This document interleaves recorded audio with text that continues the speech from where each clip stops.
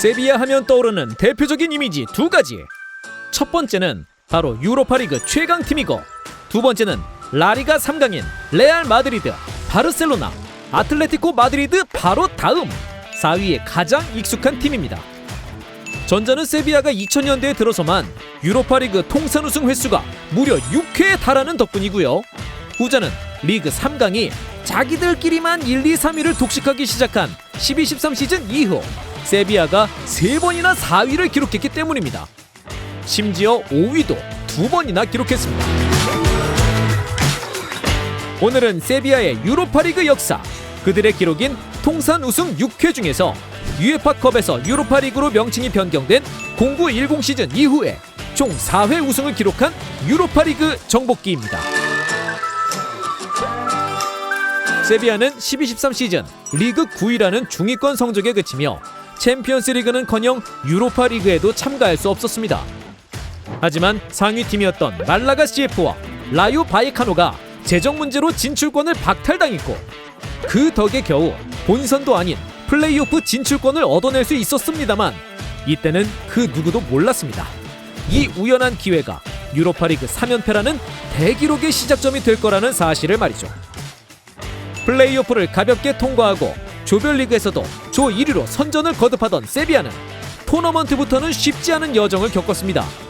32강에서 NK 마리보르에게 2차전 합계 4-3으로, 16강에서는 최고의 라이벌 레알 베티스를 승부차기 끝에 승! 8강에서는 유로파리그의 또 다른 강자 FC 포르투에게 1승 1패를 기록했지만 총 합계 4-2로 승리! 4강에서는 역시 같은 리그의 발렌시아를 맞아 원정 다득점으로 승리하며 천신만고 끝에 결승 진출에 성공했습니다. 06-07 시즌 이후 7시즌 만에 유럽 대항전 우승을 노리던 세비야는 포르투갈의 강호인 벤피카를 맞이했는데요. 결승전마저 전후반 연장을 통틀어 0-0 무승부! 승부차기 끝에 겨우 승리하면서 그 누구도 예상치 못했던 통산 3번째 우승이자 유로파리그로 개편 뒤 첫 우승을 차지했습니다.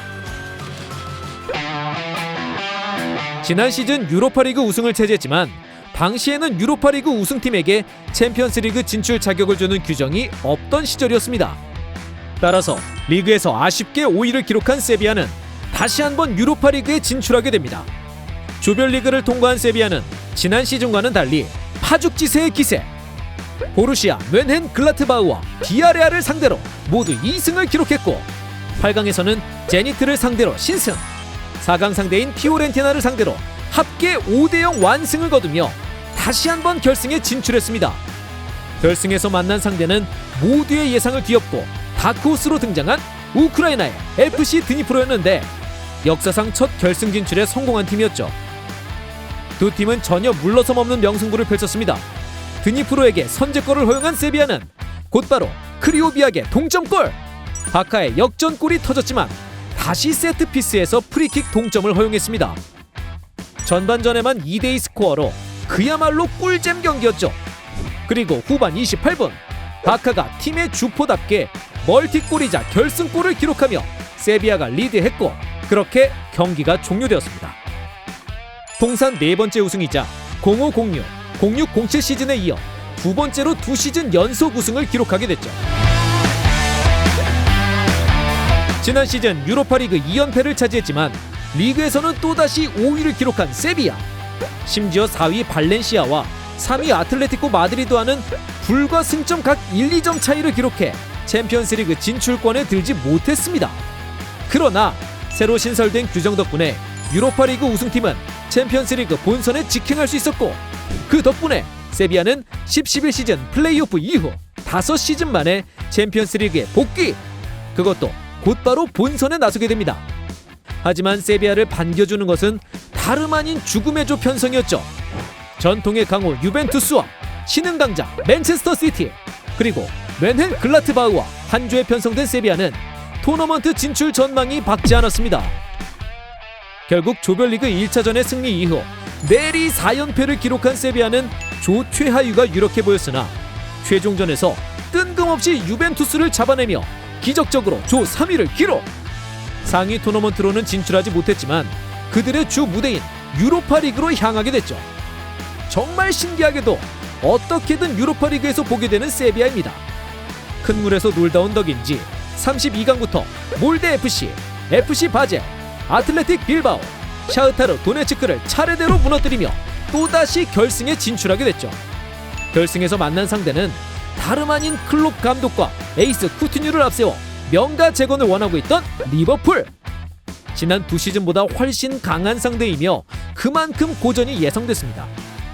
하지만 사상 첫 3연패라는 업적을 위해서, 그리고 유로파리그에서는 그 어느 팀도 아닌 자신들이 최강이라는 자신감 속에 결승전을 맞이했습니다.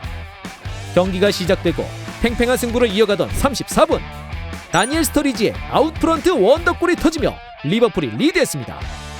하지만 후반이 시작되자마자 케빈 가메이로의 동점골이 터지며 세비야의 압도적인 경기가 시작됐습니다. 파상 공세를 퍼부으며 완전히 분위기를 탄 세비야는 무서운 팀으로 돌변했고, 결국 64분 코케가 역전골을, 70분에는 추가골까지 성공.